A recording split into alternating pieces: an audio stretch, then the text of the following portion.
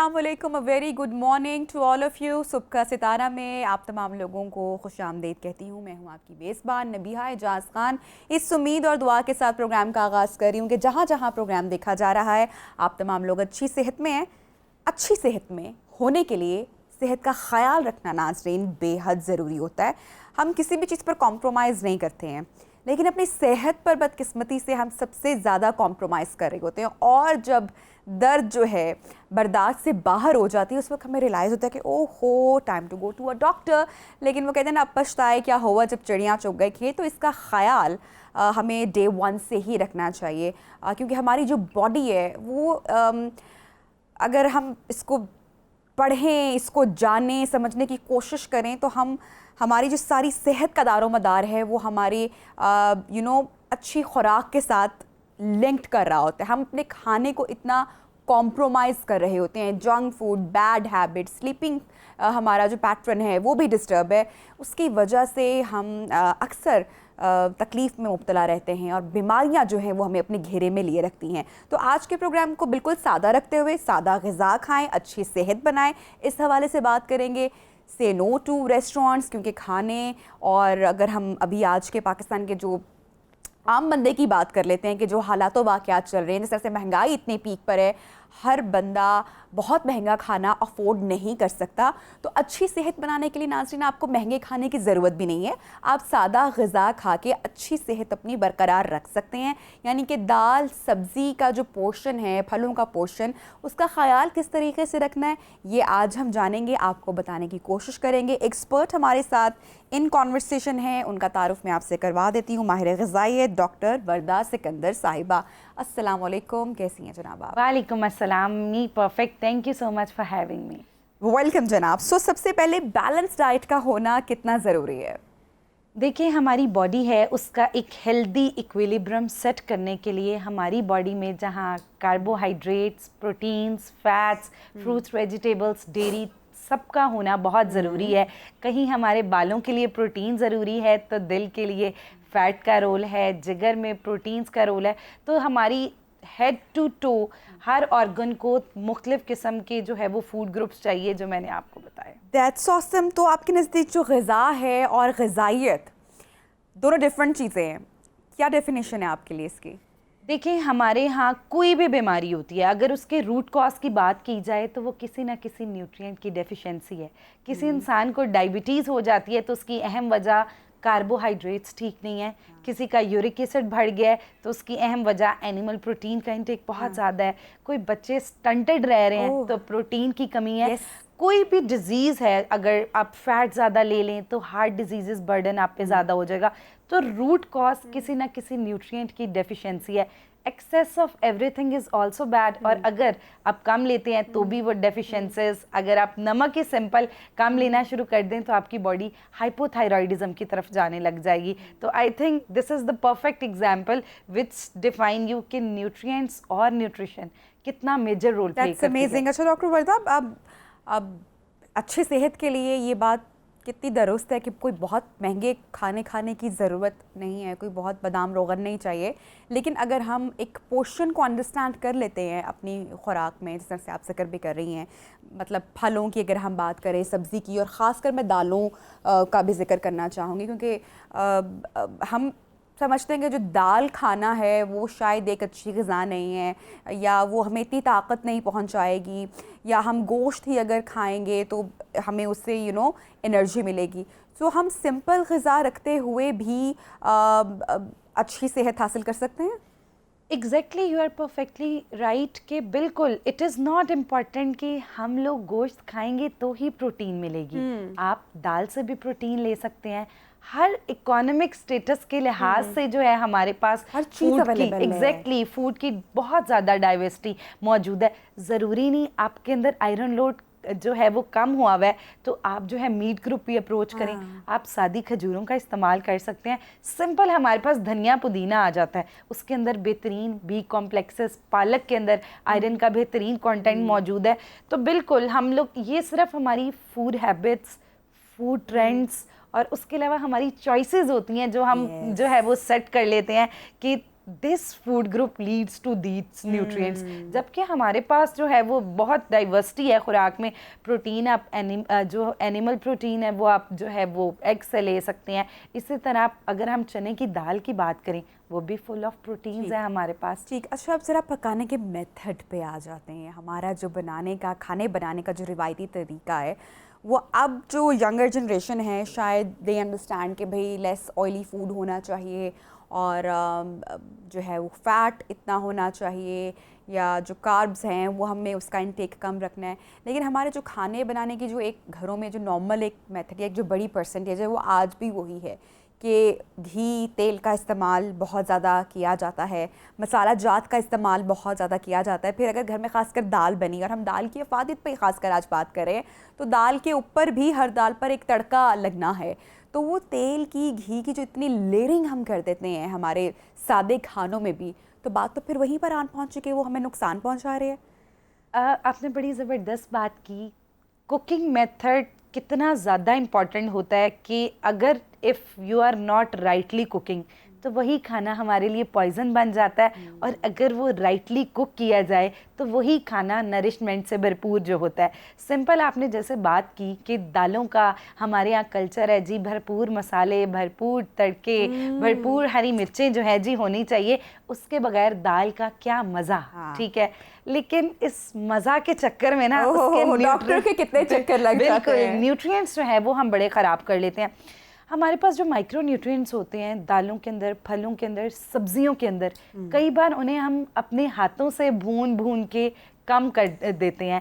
अब हमारे पास पेशेंट्स आते हैं, दालें खाने से कैंसर हो जाता है, दालें खाने से किडनी स्टोन्स हो जाती हैं, gall bladder stones. It's depend कि आप उसको किस मेथड से बना रहे हैं। देखें, आप जितना खाने को भूनते हैं, जितनी आप उसकी लेयरिंग करते हैं, वो ऑक्सीडेटिव स्ट्रेस बना रही है। वो जो दाल है वो ऑक्सीडेटिव स्ट्रेस नहीं बना रही है। और उसके अलावा न्यूट्रिएंट्स जो है वो ख़त्म होने के चांसेस टेम्परेचर पे बड़ा अफेक्ट करते हैं। तो ठीक है, कल्चर्स को जो है वो ऑब्वियसली फॉलो करना चाहिए। जहाँ पहले हमारे एंसेस्टर में सादा खुराकें थी, उनकी आप अगर मोर्टेलिटी की बात करें तो उनकी एजेस 90, 100। हाँ, और अब आजकल हमारे एरा में वी आर सो कॉन्शियस कि जी कीटो डाइट होनी चाहिए, लेमन वाटर लेमन, एग्जैक्टली। तो फाइबर हर खाने से पहले होना चाहिए ताकि बॉडी में जो है वो मेटाबॉलिज्म ठीक रहे। मगर उसके साथ साथ ये देखिए आजकल मोर्टेलिटी रेट उतना गिरता भी जा रहा है। एक हद तक फैट भी हमारे लिए ज़रूरी है। 30% तक अगर आप कट ऑफ नहीं कर सकते ना कोई भी फूड ग्रुप ना करें। आप जहां हमारे हार्ट में फैट नुकसान पहुंचाता है और जो उसका HDL का कंपाउंड है वो हमारी हार्ट हेल्थ को प्रमोट भी करता है। इट डिपेंड्स ऑन क्वांटिटी, आप कितनी क्वांटिटी ले रहे हैं। अब आपने अगर दाल के अंदर एक प्रॉपर 2 चम्मच ऑयल डाल लिया है, ठीक है, उसको आप बेहतरीन मेथड, डिपेंड्स के कौन सा ऑयल भी डालना है। Exactly, this is the major factor. ठीक है, आप simple, if you can't afford olive oil, go for a mustard oil. Simple जो सरसों का तेल है वो कोई आपके अंदर ऑक्सीडेटिव स्ट्रेस नहीं पैदा करता, बेहतरीन। हाँ, बनास्पति ऑयल जो है वो हार्ट डिजीज़ को लीड करता है, एथेरोस्क्लेरोसिस कॉज करता है। ठीक है, अच्छा पकाने की आपने बात की और मैंने भी ज़रा पकाने के मेथड पर बात की कि जैसे हम गरम मसाला जात का इस्तेमाल करते हैं और ऑयल का इस्तेमाल करते हैं। आपने अपनी गुफ्तगू में हीट की, टेम्परेचर की बात की कि वो भी वी डोंट नो कि हमें उसको कितना, हम समटाइम खाने को इतना ओवर कुक कर जाते हैं कि उसके सारे जो न्यूट्रिएंट्स हैं वो हम ख़त्म कर देते हैं, ज़ाया कर देते हैं। फॉर एग्जांपल अगर हम बात करते हैं प्रोटीन लेने की और वो हमें एनिमल मीट से हम ले रहे हैं, चिकन है या बीफ है और मटन है या फ़िश किसी की भी फॉर्म में है, तो हम उसको इतना ओवर कुक समटाइम कर देंगे। या हम सब्ज़ी की भी यहाँ पे बात ले लेते हैं, पका पका के स्टीम वेजिटेबल्स का तो हमारे यहाँ खाना मेरे ख्याल से तसव्वुर ही नहीं किया जाता, बीमारों की ग़िज़ा समझी जाती है। बिल्कुल, अगर हम शैलो फ्राइंग रेकमेंड करते हैं तो पेशेंट्स भी यही कहते हैं कि हमें दिल का मसला है। तो देखिए, prevention is better than cure. हमारी फूड हैबिट्स है ना, अगर इनिशियली हम हेल्दी फूड हैबिट्स को अडेप्ट करते जाएंगे तो बासानी we go for a long life. ठीक है, और जहाँ तक टेम्परेचर की बात है, आप लो टू मीडियम फ्लेम तक कुक करें। जो एक स्ट्रेचडी होती है 10 मिनट में ख़वातीन जी हांडी पका के फारिग, ठीक है, उसमें भी होता है कि बहुत ज़्यादा ऑक्सीडेटिव स्ट्रेस, एकदम आपने फायर तेज़ पे रखा है, उसमें भी जो है वो यही चांस, तो इसलिए मॉडरेशन इज़ द एलिमेंट, ठीक है। आप लो से मीडियम फ्लेम पे उसको 10 से 15 मिनट के लिए पकाएं, पहले उसको बॉईल कर लें ताकि आपको ऑक्सीडेटिव स्ट्रेस, वो ऑयल में चीज़ जो है वो कम पके, जितनी वो ऑयल में कम पकेगी उतना ज़्यादा ऑक्सीडेटिव स्ट्रेस कम होगा, हमारे अंदर कैंसर, गट हेल्थ के ख़राब होने के, स्टमक इश्यूज ये उतने कम। और मसाला जात इज़ परफेक्टली ऑल राइट, ये सब अपने फ्लेवर के लिए स्पाइसेस, लेकिन गो फॉर नेचुरल स्पाइसेस। आजकल एक स्पाइसेस हम डाल लेते हैं और उसके बाद जी कोई स्पेसिफिक ब्रांड के मसाला जात, ये निहारी मसाला है, ये बिरयानी मसाला है, ये दाल मसाला है, ये मतलब डिफरेंट ब्रांड्स, हम ऊपर से वो भी डाल देते हैं। ये सारी चीज़ें मिलके हमारी गट हेल्थ का जो है, वेस्ट में तो बहुत सारी कंट्रीज ऐसी हैं, मैं नाम नहीं लूँगी कुछ स्पेसिफिक चीज़ों के, जहाँ पर जितने भी मसाला जो आते हैं उनको बैन कर दिया गया है, क्योंकि उससे ये डायग्नोज हुआ है कि ये कैंसर जितना स्प्रेड हो रहा है हमारी सोसाइटी में और जितना हम इन आर्टिफिशियल चीज़ों के जाने बढ़ रहे हैं, बीमारियाँ उस कदर बढ़ती चली जा रही हैं। एग्जैक्टली इनके अंदर मौजूद मोनोसोडियम ग्लूटामेट, ये एक ऐसा जो है वो हमारे पास कंपाउंड है जो कि कैंसर कॉजिंग है, जो कि थायराइड को लीड करता है। उसके अलावा हमारे पास आजकल 80% रेशो ऐसी है जिनसे आप पूछें कि how you start your day, they told you that कि हम लोगों का एक पिंक कलर का सिरप एंटी एसिड्स, ठीक है, या फिर ओम्प्राजोल, उनसे स्टार्ट होता है। रात को इस तरह के खाने खा लिए, स्पाइसेस खा ली, रात को अपने स्टमक को, गट हेल्थ को रेस्ट ना दिया, उसके बाद डायरेक्ट ऑन बेड। देखिए टाइमिंग्स भी बड़ी मैटर करती हैं, ठीक है, कि आप किस टाइम पे खा रहे हैं। जैसे आप दोपहर को अगर कुछ स्पाइसी खा लें, उसके बाद आप वॉक करें, पानी शानी लेते रहें, ज़्यादा फ्रूट्स का इंटेक करते हैं, बॉडी इसको डाइजेस्ट कर देती है, आपको फाइबर मिल जाता है, आपका मेटाबॉलिज्म इनहांस रहता है टू एक्सेप्ट एनीथिंग। ये जो हमारे यहाँ रात के जो खाने और दावतें हो रही होती हैं, रोगनी नान जब तक ना आए, खाने की मेज़ पे ना लगे, देसी कुकर कढ़ाइयाँ चल रही होती हैं, तो ये बॉडी कितना टाइम लेती है इसको नॉर्मली डाइजेस्ट करने में? देखिए रिफाइंड कार्ब्स जितने भी हैं हमारे पास, ये जो नान आ जाता है, पिज़्ज़ा डो है, वाइट ब्रेड, वाइट फ्लोर्स जितने भी हैं, वो have nothing in our body जो उसको डाइजेस्ट करे, ठीक है। वो आपके अंदर वैसे ही जाके एक तो ऑब्वियसली एक नेचुरल डस्टबिन कॉज करेगा, और वो जो है वो हमारी ओबेसिटी है, और उसने कल को स्मेल्स इस सिग्नल में देने हैं कि आपकी बॉडी के अंदर इंसुलिन रेजिस्टेंस हो गया है, लिवर फैटी हो गया है, PCOS हो गया है, क्योंकि हमारी बॉडी में कुछ है, होल व्हीट के अंदर चूँकि फाइबर मौजूद होता है वो डाइजेस्ट हो। अच्छा, अब जो इसी सवाल से कड़ी जो बेसिक है कि अब हम उसको डाल उस खाने को जिसको आपने बताया कि जिसको डाइजेस्ट करने का कोई सिस्टम ही नहीं है हमारी बॉडी के अंदर, उसको हम अपनी बॉडी में उस वक्त डाल रहे हैं जब हमारी बॉडी का जो सिस्टम है वो वैसे स्विच ऑफ हो चुका है, यानी कि रात के वक्त। यूजुअली हमारे यहाँ जो डिनर्स और जो दावतें चल रही होती हैं 9-10 बजे से पहले कहाँ खाने लग रहे होते हैं। एग्जैक्टली ऐसा ही है, और वो फिर हम डायरेक्ट सो जाते हैं, मेटाबॉलिज्म अफेक्ट हुआ।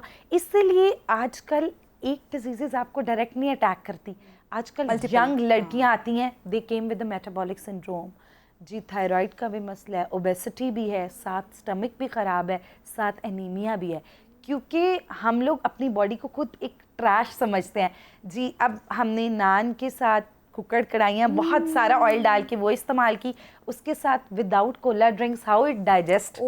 हाँ, तो वो फिर जब वो ऐसा कॉम्बो ही हम अपनी बॉडी के अंदर ऐसा बनाते हैं जो पूरी तरह एक कहते हैं ना एक एक्सीडेंट है, हम अपने अंदर एक 6 फीट हॉलो के साथ साथ ना सिर्फ बॉडी डैमेज, ऑर्गन्स को भी डैमेज कर रहे हैं। अच्छा, अब ज़रा बात कर लेते हैं फलों की अफादियत के हवाले से भी, क्योंकि सब्ज़ी जितनी ज़रूरी है हमारे लिए, दाल जितनी ज़रूरी है, फल भी उतने ही इम्पॉर्टेंट है, हमारी बॉडी को उसकी ज़रूरत है। लेकिन हमारे यहाँ हम देखते हैं कि कुछ फल बहुत ओवररेटेड हैं और हम उन्हीं का ही इस्तेमाल करते हैं, और बाकी आई थिंक कि हम एक ऐसी ब्लेस्ड कंट्री में रह रहे हैं जहाँ पर इतने सारे फल हमें हमारे पास अवेलेबल हैं, लेकिन हम वही सेब और केला ही ओवररेटेड है, बाकी इतने तरह तरह के फल, ज़ात के फल आते हैं, वो हम इस्तेमाल नहीं करते। मतलब मैंने कभी किसी को नहीं सुना कि कोई कहे कि लुकाट कोई खा रहा है या लीची किसी को पसंद है। सो सर्दियों और गर्मियों के हमने पसंदीदा अपने फल रखे हुए हैं। तो हर चीज़ का जो पोर्शन इनटेक है वो कितना ज़रूरी है। जब हम खासकर फलों की भी बात करते हैं तो उसमें भी हमें बैलेंस करके खाना है, और ऐसा नहीं है कि जब आम का सीज़न आया तो फिर हम 2-2, 3-3 किलो आम छुड़ा जाते हैं, मिल्क शेक ले जाते हैं। सो कितना पोर्शन फल का ज़रूरी है? First of all fruits and vegetables are best snacks, ठीक है, बेस्ट Snacks, स्नैक्स है, you don't have to do anything for it. अल्लाह ताला ने ये रेडीमेड हमें एक कंपाउंड में जो है जायकेदार और रेडीमेड जो है वो दिए हुए हैं, अ क्विक अप्रोच, फटाफट जो है वो खाएं।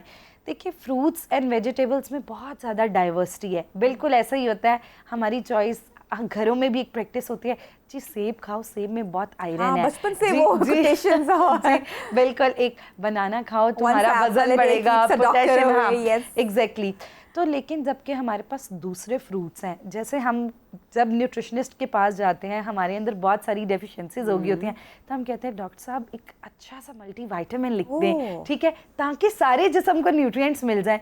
तो जब हमारे पास ये जो कलरफुल फ्रूट्स हैं, जैसे हमारे पास येलो फ्रूट्स हैं, इनके अंदर विटामिन ई बहुत ज़्यादा है, जो सिट्रस फ्रूट्स हैं इनके अंदर विटामिन सी बहुत ज़्यादा है, उसके बाद ये लीची, आपने एप्रिकॉट की बात की, फाइबर का बेहतरीन कंटेंट, बायोटिन का बेहतरीन कंटेंट, उसके बाद वाटरमेलन है, इसके अंदर जिंक्स और हर की ही कितनी टाइप है एग्जैक्टली, और पपाया आजकल हम हार्मोनल मेडिकेशन की तरफ, yes, papaya is the best fertility fruit, ठीक है, आपको किसी भी किस्म की हार्मोनल प्रॉब्लम है आप वो यूज़, ग्रेप फ्रूट जिसे हम बिल्कुल निगलेक्ट करते हैं और वो और खाने का मेथड भी गलत है, एग्जैक्टली, और वो fat cutter fruit, if you want a good skin with full of vitamin C जो है बी कॉम्प्लेक्सेस के साथ जो है वो मौजूद है, हम तो इसलिए इट इज़ वेरी इंपॉर्टेंट कि हम अपने टेस्ट बड्स डेवलप करें आहिस्ता आहिस्ता। इनिशियली हर फल के अंदर कई लोग कहते हैं कि हमें ये वाला फल सूट नहीं करता, ठीक है, the way of eating is wrong, ठीक है, समटाइम्स होता है, आप कई लोग मैंने देखे हैं सॉल्ट तो डालते हैं, फल के ऊपर शुगर्स भी ऐड कर रहे होते हैं, फल के अंदर नेचुरली फ्रुक्टोज मौजूद है, फाइबर मौजूद है, वो इजीली डाइजेस्ट हो जाते हैं। लेकिन कुछ हमारे पास डिजीज़ होती हैं, जैसे डायबिटीज़ है, उसमें हम लोगों को कहते हैं आप हाई ग्लाइसेमिक फ्रूट्स, जैसे अंगूर आ जाता है हमारे पास, बनाना आ जाता है, केला आ जाता है, ऐसे फ्रूट्स अवॉइड करें। लेकिन a good suggestion for all teens और फॉर ऑल यंग्स, जब तक आपको कोई हेल्थ इशू नहीं, गो फॉर ऑल फ्रूट्स। जैसे हम कहते हैं ना कि आज ये वाले रेस्टोरेंट का ये चीज़ बहुत अच्छी है, तो वी हैव ऑल फ्रूट्स, तो वी शुड अप्रोच, एटलीस्ट आपको ट्राई करने चाहिए। तो इसलिए हम कहते हैं कि आप एक स्नैप में कोशिश किया करें 3 से 4 फल का कॉम्बिनेशन बना के इस्तेमाल किया करें, वो ऐसे ही आपने अपने अंदर सारे न्यूट्रिएंट्स का कम जो है वो कॉम्बो। एक क्वेश्चन आप को इजाज़त लेने से पहले बहुत ज़रूरी है, आजकल बहुत सारे लोग बहुत सारी डाइट्स को फॉलो कर रहे होते हैं जस्ट फॉर वेट लॉस, और कुछ लोग यूट्यूब पे वीडियोस देख के वो करना शुरू कर देते हैं। अब ऐसे में एक चीज़ बड़ी आजकल कॉमन है या बहुत इन ट्रेंड है, जो हम दाल का जो मुख्तलिफ या टमाटर के सूप से मैंने देखा बहुत सारे लोग बता रहे हैं वीडियोस बनाने के, जो वज़न कम करेंगे, दिन में 2 टाइम टमाटर के सूप की रेसिपी अब मैं आपको बताऊंगी, ये वाला दाल का सूप ऐसे। तो ये जब हम पूरा दिन में 2 टाइम इनटेक करें सिर्फ सूप्स बॉल का, और उससे वेट लॉस भी हो रहा है, लेकिन आपकी बॉडी को डैमेज कितना हो रहा है, और क्या ये दुरुस्त है? क्योंकि काफ़ी जो बड़े बड़े इन्फ्लुएंसर्स हैं उन्होंने भी कुछ इस तरह की वीडियोस सोशल मीडिया पर पोस्ट की हैं। देखिए एक प्रैक्टिस होती है, मैंने ये चीज़ फॉलो की, मेरा वज़न कम हो गया, ठीक, बगैर हो तो गया, ठीक है, बगैर उसके 10-15 दिन बाद वही बंदा आपको बता रहा होता है यार मेरे सारे बाल उतर गए, मेरी हड्डियों में से आवाज़ें आ रही थी, ठीक है, मेरी स्किन सैगी लाइक होगी, लटकना शुरू हो गई। कोई भी आप फैट डाइट अप्रोच करते हैं, ये हमारे पास फैट डाइट्स होती हैं, का वो कीटो है, एटकिन है, जोन है, बनाना डाइट है, एग डाइट है। देखिए हमारी बॉडी में जहाँ दिल का चलना ज़रूरी है, वहाँ दिमाग का चलना भी ज़रूरी है, वहाँ किडनी का भी काम है, हर ऑर्गन के लिए मुख्तलिफ चीज़ें।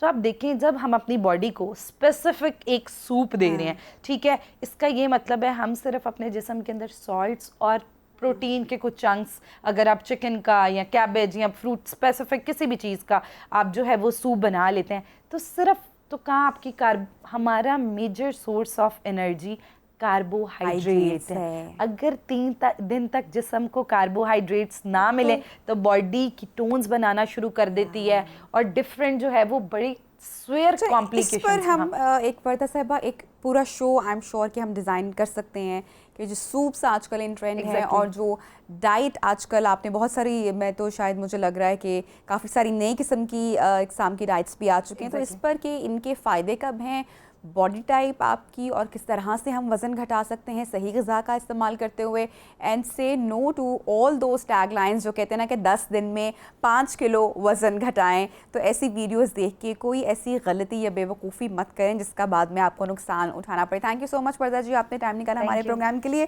तो नाज़रीन, एक छोटी सी ब्रेक लेते हैं और ब्रेक के बाद आपको ज्वाइन करेंगे। Stay with us.